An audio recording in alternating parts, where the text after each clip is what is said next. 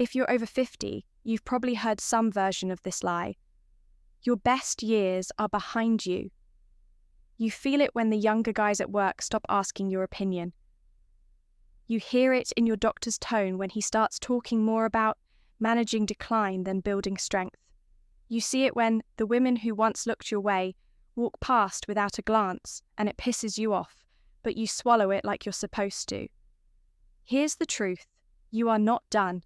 Your here's the truth, just finally dangerous, because for the first time in your life, you've got the experience, the lessons, the scars, the insight, and most of all, you've run out of time to waste.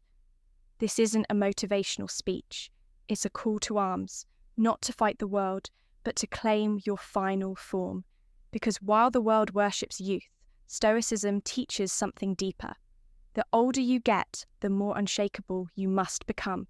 So, let's talk about what that looks like in action. Not theory, not philosophy in robes, real-life wisdom for men who refuse to go quietly. Let's begin.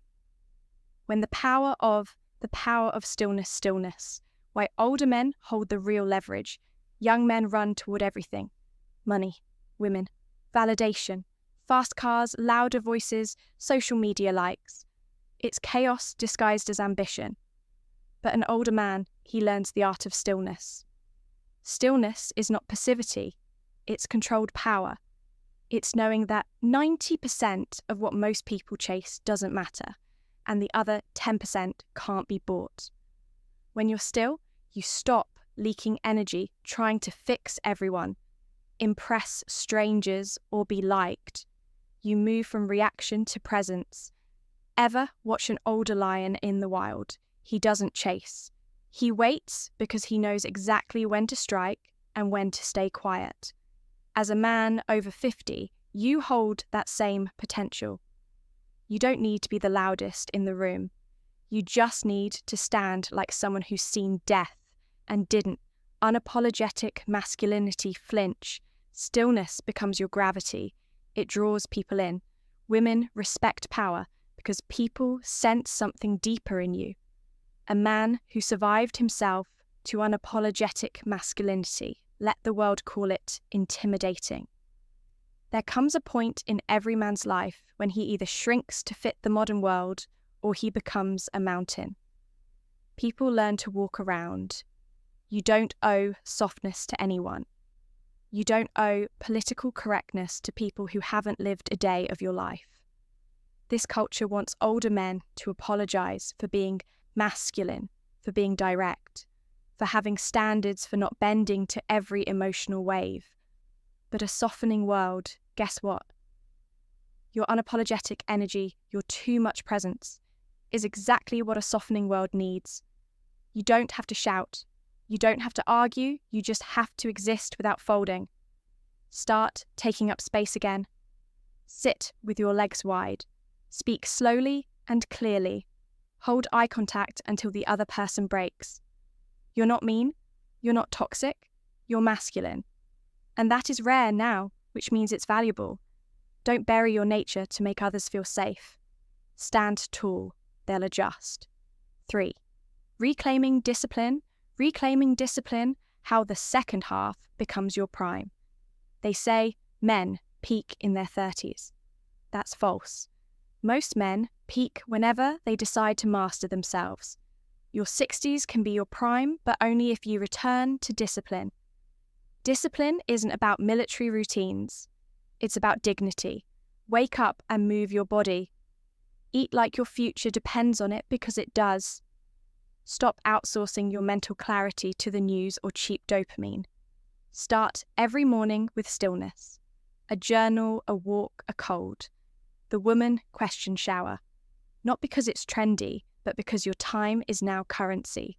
Spend it wisely. You want vitality back. Train. Your body, again. You want clarity. Stop consuming trash content and start building your cathedral of thought. The older you get, the more your actions echo. You're not just living, you're leaving behind a blueprint. Leave a strong one. 4. The woman question. Why you stop chasing and start attracting. You might notice something after 50. The chase gets old, the games get boring, you no longer want to impress, you want to be met. And here's the paradox. The moment you stop chasing women is the moment you start attracting them. Not the flaky kind, not the ones who want status or sugar daddies, but the rare woman who sees your quiet power and leans in. This only happens when you stop living on the outside. Women are drawn to self-contained men who don't need their approval, men who are whole. So stop trying to be younger, stop dressing like you're 25. Own the grey, wear the wisdom, speak from the chest, not the throat. There's nothing sexier than a man who walks like he's already enough.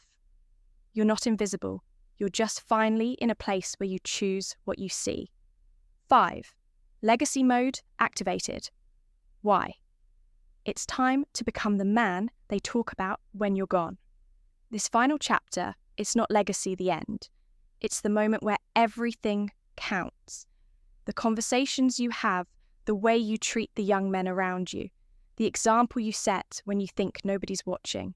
Most men live to be remembered by a paycheck, a title, or a car. But real legacy lives in the impact you made when no one asked you to. What did you teach? What did you tolerate? Who did you protect? Who did you become? Your legacy isn't a tombstone. It's how people change because they knew you. So start living as the man they'll quote at your funeral. Be the one whose name gets brought up when younger men ask, "Who showed you how to be a man?" Let the answer be you. You're not past your prime. You are in the age of power where your calm cuts deeper than chaos, where your presence is heavier than any flex, but only if you reclaim it. If you feel this in your bones, if this video reminded you of the strength you forgot you had, type, "I'm not done" in the comments. Let's light a fire under the older generation of men, because we don't need more noise. We need men who walk with purpose, speak with weight, and live with legacy. Subscribe if you're done being talked down to. And remember, this age doesn't weaken you, it sharpens you.